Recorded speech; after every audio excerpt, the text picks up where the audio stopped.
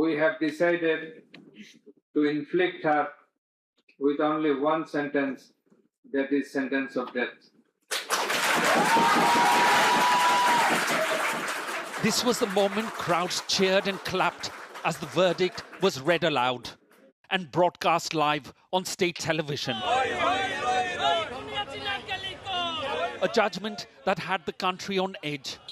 Bangladesh's former Prime Minister, Sheikh Hasina, sentenced to death for crimes against humanity. She is charged with murder, torture, disappearance and using lethal weapons for maximum harm against student protesters last year. Until this verdict is carried out, we cannot believe that the execution will actually take place. Only when we see her in the execution dock, when the noose is hanging around her neck, will we understand that the verdict has been implemented. Sheikh Hasina wasn't there for the trial as she fled to India when her government was overthrown in last year's July uprising.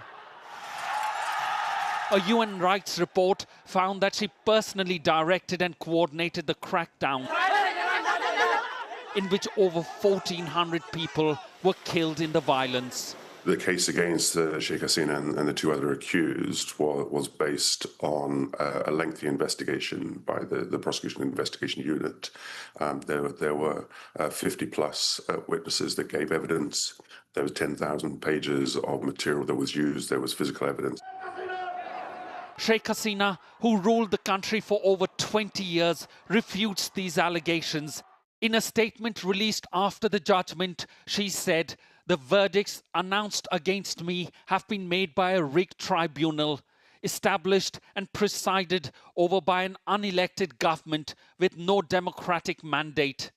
They are biased and politically motivated." The worst part is they would not allow my mother to appoint her own defense lawyers.